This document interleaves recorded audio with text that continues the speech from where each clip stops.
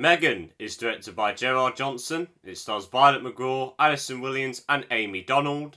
And in Blumhouse's new movie, an experienced toy maker who is now the mother of her niece after her parents died in a car crash, builds a lifelike robot to help her care for her niece, but suddenly it turns into a murderer. Now, going into this film, I was expecting nothing more but a self-aware, dumb, but fun and entertaining horror movie. And I was the only one in the cinema when I saw this the other day, only one in there. And this was one of the best cinema experiences I have had on my own. This movie is one of the best guilty pleasure horror movies I have ever watched. I think watching this alone was really good for me because from the first line of the movie, I was laughing my butt off. The first line of this movie is so funny. I honestly nearly wet myself. This movie is just a great laugh, great fun.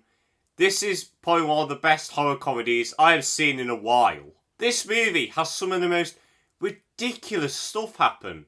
Now, there is going to be a couple of spoilers, nothing too major, but I'm going to give a couple now. So, in the trailer, there's that famous scene where M3GAN's dancing around in a corridor doing a TikTok dance. And then all of a sudden, she picks up a flipping sword next to a printer. What? Like, where's this come from? It was so ridiculous. But I loved it. I loved every minute of this film. The story is simple. The story is very simple. It is pretty much a rip-off of Child's Play with Chucky. Now, I actually don't mind Child's Play. I think it's a very solid movie. But this movie just cranks the fun up to 11. M3GAN is a creepy design. Yes, she's very creepy. And I think it looked very realistic. I don't know how they did it. I don't know if it was stuff they did with makeup or CGI. Either way, it looked great. She looked really creepy. And while the scares aren't that scary, I will say the build-up was actually pretty good. The direction of the horror was really well done. The silence, the drop in music, everything up to the scare was done very well. But the scares just didn't hit for me. But with a film like this, I'm not really expecting them to. But the movie does have some really good themes and messages about, a young person being attracted to someone else after a tragedy in their life. With our main protagonist, her parents died in a car crash, so she wants to turn to someone that understands her. And her auntie creates this robot that understands her, and it kind of makes the mother feel a little bit jealous. But in some cases, you do actually feel bad for the auntie because, she's not experienced in taking care of children. She makes toys, but that comes with a price of she always has to work, so Katie has to work all on her own.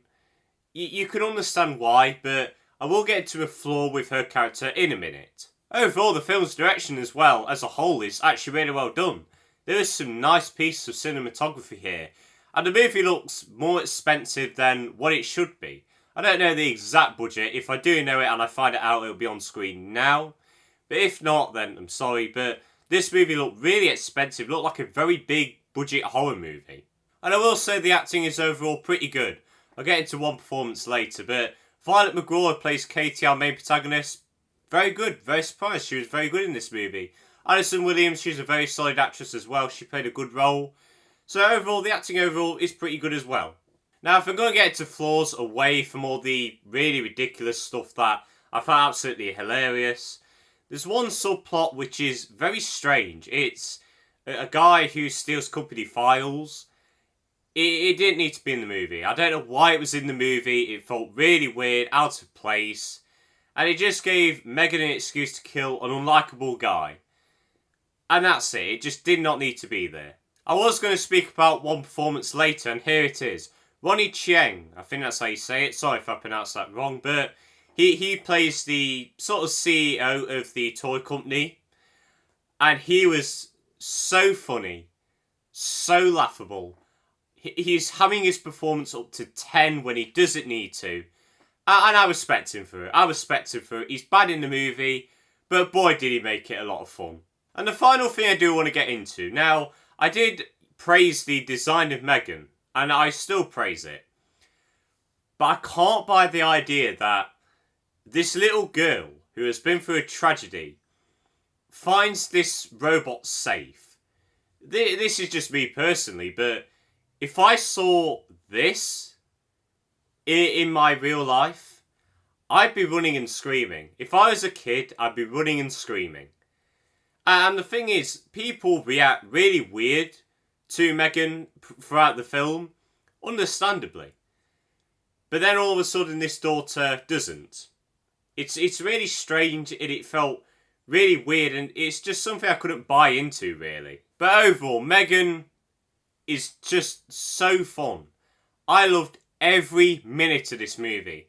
It's dumb and hilarious, but boy does it know it. It embraces it, and I love those sort of movies sometimes. It's a ton of fun, it's hilarious, the direction's all very solid, the build up to scares was done very well, the acting's all very good, if not very corny, and 10 out of 10. This movie I would suggest to any horror fan. If you're a fan of horror comedies, watch this movie. And I'm going to give M3GAN a very solid 7.5 out of 10.